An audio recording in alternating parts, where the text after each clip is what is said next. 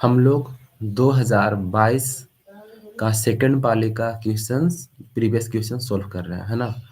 तो उसमें से हम लोग जो कि साइंस का सोल्व कर रहे हैं, तो 40 तक हो गया था, 41 हम लोग कर रहे हैं। ठीक है?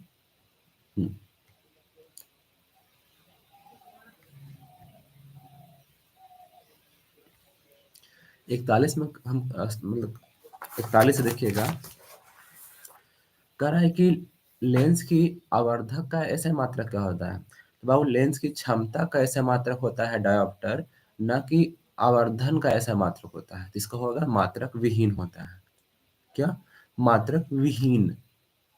इसका 42 नंबर क्वेश्चन पे आते हैं, कहता है किसी अंतरिक्ष यात्री को आकाश कैसा प्रतीत होता है?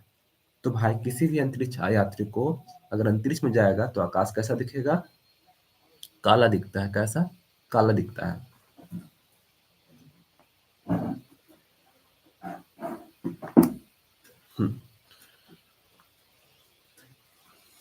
काला दिखेगा। उसके बाद हम लोग चूंकि अर्थ पे रहते हैं तो नीला दिखता है, लेकिन अगर ऊपर जाएंगे ना, मतलब से ऊपर, अर्थ से ऊपर, तो काला दिखेगा।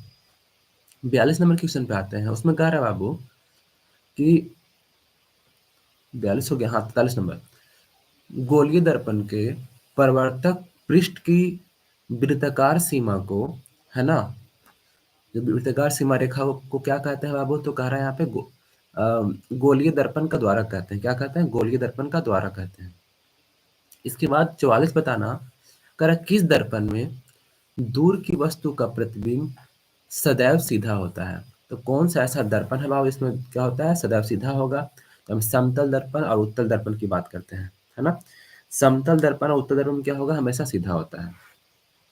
अवतल दर्पण की फोकस दूरी, अगर अवतल दर्पण की बात करते हैं तो अवतल दर्पण की फोकस दूरी क्या होती है? ऋणात्मक होती है।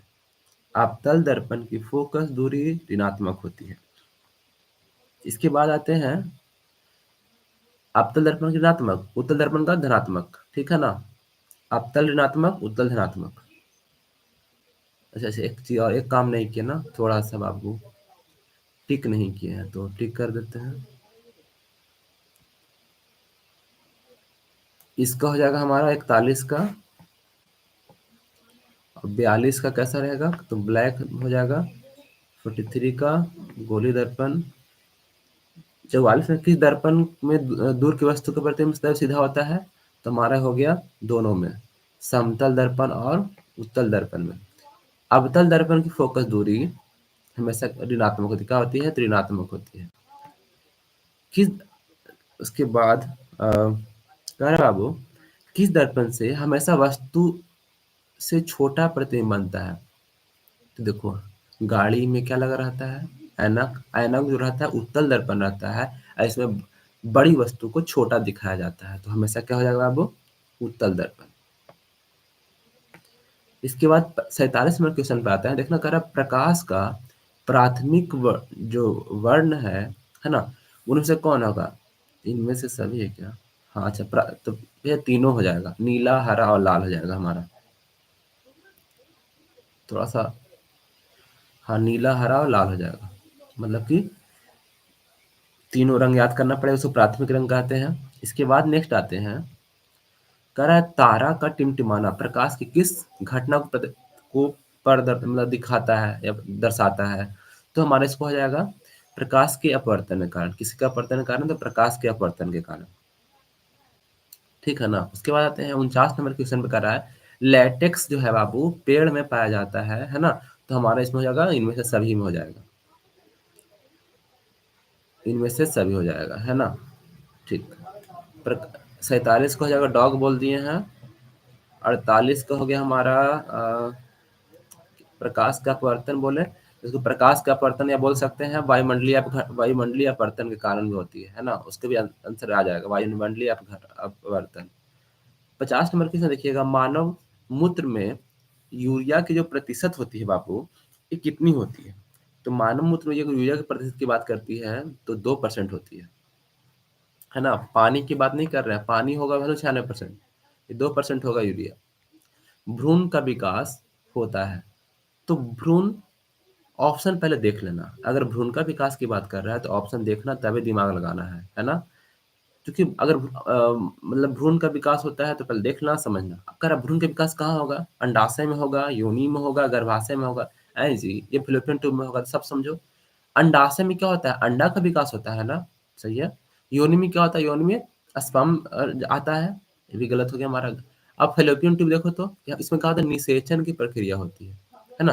फ़्लोपियन ट्यूब में निषेचन की प्रक्रिया होती है, ना कि भ्रूण का विकास होगा। तो इसका आंसर हो जाएगा 51 का कैट। इसके बाद हम लोग देखेंगे 52 नंबर क्वेश्चन में कह रहा है निकट दृष्टि दोष में किस लेंस का प्रयोग किया जाता है? तो निकट दृष्टि दोष हमारा बाबू, उसमें किसका लेंस का कौन से लेंस का प्रयोग करेंगे? तो देखना ध्यान से, निकट और निकट की बात करेगा और दूर की बात करेगा। तो अगर निकट की बात करता है हमारे किधर गया रे? हाँ, निकट की अगर बात करता है तो इसमें हम लोग क्या कर लेंगे? अवतल लेंस का प्रयोग कर लेंगे। इसका अवतल लेंस को, निकट में अवतल लेंस करेंगे और दूर में क्या करेंगे? उत्तल लेंस का प्रयोग कर लेंगे। लेंस की क्षमता तो पता अब आया यहाँ पे, लेंस की क्षमता तो डायोप्टर। इसके बाद कह रहा है 1 किलोवाट घंटा जो है 3.6 इंटू 10 के पावर 6 जूल होता है। ये याद करना ही होगा, है ना? 3.6 इंटू 10 के पावर 6 जूल। ठीक है ना? 54 का एप्पल। अब आते हैं 55 नंबर में। कह रहा है प्रकाश का चाल सबसे न्यूनतम किस में होता है? तो लिख लेना, प्रकाश की चाल है बाबू सबसे जो न्यूनतम होता है, ये होता है आपको अ, ठोस में, है ना? मतलब कि सॉलिड में होता है। प्रकाश की चाल जो है ना सबसे न्यूनतम SOL I और D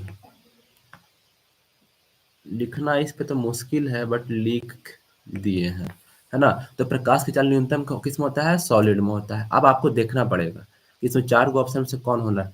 तो निर्वात में होगी क्या सर? सबसे ज़्यादा तो निर्वात में होता है, वहाँ पे तो कुछ रोकने वाला प्रकाश तो है ही नहीं है, तो मतलब ये सबसे ज़्यादा होता है। अगर पूछेगा सबसे ज़्यादा प्रकाश चाल किस में होती है? निर्वात में होता है। उसके बाद पूछे, उसके बाद देखना, ये हमारा हो गया, समझ में आ गया चीज़, सबसे ज़्यादा निर्वात में। अब देखो तो जल में और वायु देखो, तो जल और वायु मतलब कि उसके बाद किस में आएगा? वायु में आएगा सबसे ज्यादा, उसके बाद पानी में आएगा सबसे ज्यादा, बच कौन गया? कांच। तो कांच में हो जाएगा, क्योंकि कांच एक प्रकार का ठोस है, तो ठोस में क्या होगा? सबसे कम होगा। ऑप्शन के अकॉर्डिंग मारना है। निम्न कारण निम्न में से किस लेंस को फोकस दूरी धनात्मक होती है? तो भैया ऋणात्मक था, बताइए कि अभी, तो धनात्मक किस में हो जाएगा? उत्तल में। 56 का एप्पल, है ना? इसके बाद हम लोग आते हैं 57 नंबर क्वेश्चन में कह रहा है वायुमंडल में नाइट्रोजन की मात्रा, वायुमंडल में अगर नाइट्रोजन की मात्रा की बात करती है तो 78%। वायुमंडल नाइट्रोजन कितना परसेंट है? 78% है। वायुमंडल में नाइट्रोजन 78%, ऑक्सीजन 21% और कार्बन डाइऑक्साइड 0.04%, है ना? तो इसी से हम आगे, अगर हम लोग सांस लेते हैं, कोच बाबू सांस लेंगे, अगर एयर की बात करते हैं, सांस लेने की बात करते हैं, तो 78% नाइट्रोजन, 21% ऑक्सीजन, 0.04% कार्बन डाइऑक्साइड ले लिए। और सांस छोड़ने की बात करेगा तो 78% नाइट्रोजन छोड़ देते हैं, हम लोग ऑक्सीजन छोड़ते हैं 17% और 4% कार्बन डाइऑक्साइड छोड़ते हैं। ठीक है ना? अब आते हैं 58 नंबर क्वेश्चन पे। कह रहा प्राकृतिक में पृथ्वी पर ऊर्जा का मुख्य स्रोत क्या होता है? तो प्राकृतिक में जो ऊर्जा का मुख्य स्रोत है बाबू क्या है? सूर्य का प्रकाश। प्राकृतिक में पृथ्वी पर तो सूर्य का प्रकाश हो जाएगा। The origin of a species, तो भैया पता होगा सबको, है ना? डार्विन। कैप्टन का डार्विन होना चाहिए मेरे हिसाब से, डार्विन होगा। ओजोन के ऑक्सीजन कितने परमाणु? तो ओजोन मतलब O3। ओजोन का मतलब ही होता है, फॉर्मूला होता है O3,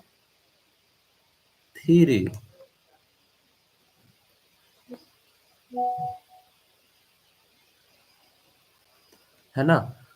तो 1 मिनट रे।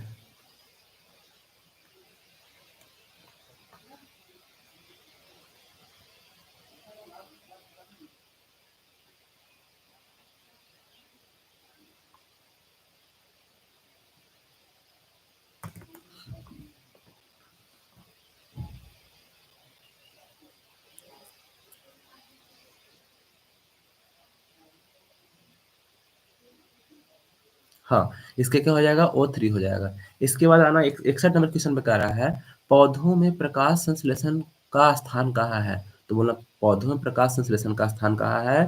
तो क्लोरोप्लास्ट में है। कहाँ है? क्लोरोप्लास्ट। क्लोरोप्लास्ट के अंदर क्लोरोफिल है ना, तो 61 हो जाएगा बॉल। अब आते हैं 62 नंबर पे कह रहा है परिशेषिका जो हिस्सा है बाबू किसकी है? तो परिशेषिका जो हिस्सा है बाबू आहार नाल की है। किसकी हो जाएगी? तो आहार नाल की हो जाएगी, है ना। और आहार नाल में अगर कोई कहाँ बोलेगा तो मारना अपेंडिक्स, ठीक है। ऐसा 63 नंबर पे आता है, कह रहा है एक खाद्य श्रृंखला में तीसरे पोषी स्तर पर हमेशा कौन रहता है? अगर तीसरे पोषी स्तर की बात करता है, तीसरे पोषी स्तर की बात करेगा बाबू, तो इसका क्या करना आप लोग बॉल मार लेना, ठीक है ना। चूंकि देखो घास पहला स्तर, खाया बकरी दूसरा स्तर, और खाएगा बकरी को कौन खाएगा? तो शेर खाएगा तीसरा स्तर, तो हो गया हमारा तीसरा स्तर मांसाहारी। 64 नंबर आना कि वह निम्नलिखित में से अ, एक मिनट यार, निम्नलिखित में से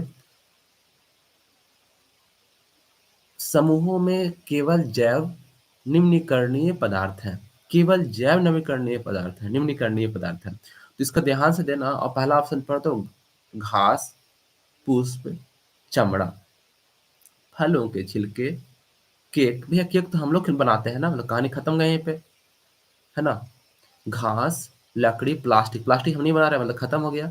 शीशा, लकड़ी, केक, ये भी कहानी खत्म, मतलब कुछ हो जाएगा इसका ऑप्शन नंबर ए। ध्यान देना यहाँ पे एक बहुत इंपॉर्टेंट चीज है बाबू, किसी विद्युत बल्ब का अनु अनुमताक ताप जो है 220 है और 100 वाट है ना। तो आर बराबर होता है वोल्ट पी, मतलब आर बराबर का होता है तो पी स्क्वायर बटा वाट। तो कितना हो जाएगा इसका पी स्क्वायर, मतलब आर पी कितना है बाबू, पावर कितना है 220 वोल्ट है। तो 220 वोल्ट मतलब हो जाएगा इसका कितना, तो फॉर्मूला में लिख लो बाबू कि आर बराबर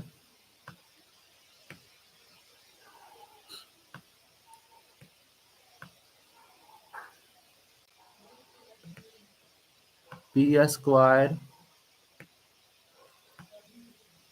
बटा, हाँ इस पे निकालेंगे तो हमारा जितना आएगा जो भी आ गया, ठीक है ना, आ जाएगा। उसको क्या करना कि फिर से 110 में भागा दे देना, निकल जाएगा हमारा। एक फार्मूला जरूर याद रखना, बहुत काम का चीज है फार्मूला, ठीक है ना। एक फार्मूला बहुत काम का है, तो हम ऐसे कोशिश करेंगे कि इसको हम आकर के बता दें, ठीक है ना। लेकिन अगर इतना याद रहता तो कंफर्म है बाबू कि बन जाएगा, ठीक है ना। अब देखो यहाँ पे हम पी लिखे हैं बाबू, लेकिन कहीं कहीं बुक में आपको दे देगा, कहीं कहीं दे देगा बुक में आपको भी, क्योंकि भी यहाँ पे है, तो भी स्क्वायर कर लेंगे हम लोग, तो भी स्क्वायर बटा डब्लू हो जाएगा। इससे क्या निकलेगा, या भी स्क्वायर बटा क्या हो जाएगा, इससे निकल जाएगा हमारा जितना भी निकलेगा। और निकलने के बाद क्या करना कि उसे भागा दे देना, ठीक है ना। तो हम आके बता देंगे न्यूमेरिकल।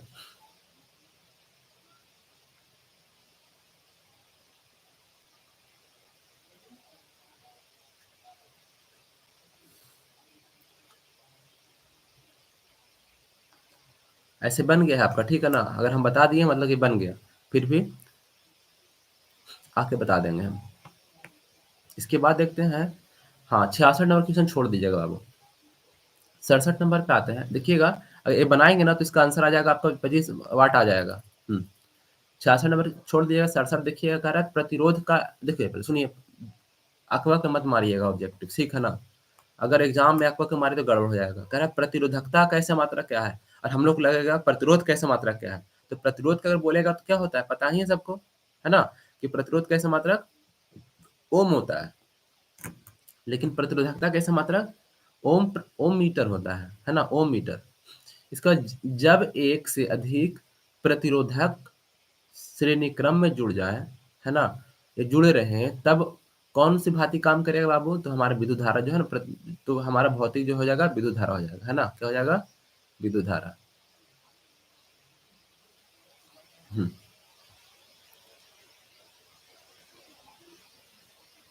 ठीक है। इसके बाद 69 नंबर क्वेश्चन पे आना।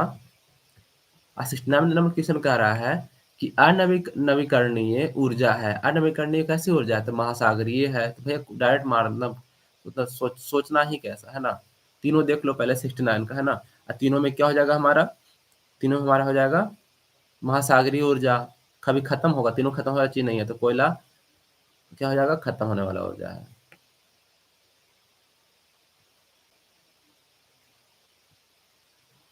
ऑप्शन के अकॉर्डिंग चलना, ठीक है। अगला कह रहा हूँ, एक पारदर्शी गोलीय कवच की बाहरी त्रिज्या, ए वाला बाहरी त्रिज्या वाला है बाबू, तो इसको छोड़ देंगे। 71 नंबर क्वेश्चन देखिए, ऊर्जा के दो अनवीकरणीय स्रोत का है। तो ऊर्जा के जो दो अनवीकरणीय स्रोत की बात करता है, तो हमारा इसका हो जाएगा कोयला तथा पेट्रोलियम। कोयला और पेट्रोलियम।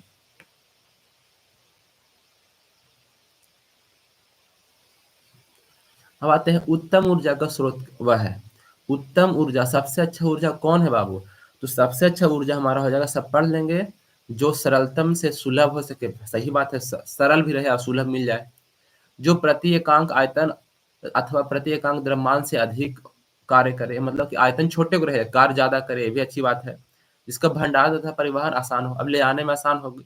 मान लो हम तो भैया पैदा कर लिए ऊर्जा को, लेकिन ये कंसंट्रेशन ले जाने में बहुत कठिनाई हो रही है, तो वो दिक्कत है। इसका आंसर तीन हो जाएगा, मतलब 74, 72 का डॉग। कमरे का ताप पर कौन द्रव में रहता है? तो पारा, पता ही होगा। लेकिन कौन एकल विस्थापित नहीं हो सकता? भैया हम नहीं पढ़ाने वाले हैं, ठीक है ना, ये बताएंगे भी नहीं। अब एकल विस्थापन का जो कि आपको पता ही होगा, डिस्प्लेसमेंट रिएक्शन होता है। डिस्प्लेसमेंट रिएक्शन में क्या होता है, क्या होता है पता ही होगा, है ना। क्या करते हैं, एक और एक मिल करके, देखिए सुनो, पहले होता है संयोजन विक्रिया, एगो एगो मिल गया तो जुड़ जाएगा। वियोजन में क्या होगा, एगो दो जुड़ल का हट जाएगा। देखो एकल विस्थापन में होता है कि इसमें तीन गो होंगे तत्व, A B, A B plus C होगा। और उसमें से क्या करेगा, ए बी जो है ना की जगह पे ए सी हो सकता है, घसका देगा। तो हमें इसमें से आपको तीनों देखना है। और तीनों किसके आधार पर देखना पड़ेगा? तो आपको सक्रियता तत्व के आधार पर देखना पड़ेगा। सक्रियता तत्व देख लेना, उसको देखना, ठीक है ना। तो इसका आंसर आंसर हम देख के बाबू ये हम कर दिए हैं यहाँ पे बॉल, बट आप लोग देख लेना। तो आते हैं 75 नंबर क्वेश्चन पे, कह रहा है आवर्त सारणी में आवर्तों की संख्या कितनी है? क्वेश्चन पढ़ लेना तब करना। अगर आवर्त सारणी में आवर्तों की संख्या बोलेगा तो 7 मारना। लेकिन अगर मेंडलीव की आवर्त सारणी में बोल देगा बाबू, तो पता ही है 12 हो जाएगा, है ना। कितना होगा, 12 कि 9? देख लेना। अभी आवर्त सारणी की बात कर रहे हैं तो अभी 7 हो जाएगा, ठीक है ना। नयका हमारा 7 हो जाएगा। हम्म। हाँ, पेंटेन C5H12 के कितने संरचना बन सकते हैं बाबू? तो देख लो, कार्बन होता है ना, तो कार्बन क्या, कार्बन तो पांचों कार्बन, एक कार्बन, दो कार्बन, तीन कार्बन, चार कार्बन, पांच कार्बन, है ना। अब पांच कार्बन को जोड़ेंगे और जोड़ के हाइड्रोजन सेट करेंगे, तो ऐसे तीन बार बन सकता है। तो इसका आंसर हो जाएगा बॉल। दही में कौन सा होता है अम्ल बाबू? तो लैक्टिक एसिड, है ना। उसके बाद निम्नलिखित में किस धातु को केरोसिन में डुबा कर रखते हैं? तो सोडियम को डुबा कर रखते हैं। उसके बाद Al4C3 के जल अपघटन से निम्नलिखित क्या बनता है? इसको हमारा क्या बनता है बाबू? तो मीथेन बनता है, मेथेन, मेथेन बनता है। क्योंकि देखो जल मतलब कि H2O और कार्बन हो गया, दोनों जो क्या करेंगे तो मेथेन बन जाएगा। अब वह धातु जो सिर्फ अम्ल राज में घुलता है, भैया अम्ल राज वाला बोल देगा ना तो मतलब मार के आना, ठीक है ना। फिर होता है सोना, है ना। तो अम्ल राज हो जाएगा हमारा सोना। क्या हो जाएगा? सोना, ठीक है ना। हम्म, तो ठीक है निकेत, पढ़ो अच्छे से, है ना। हम ठीक।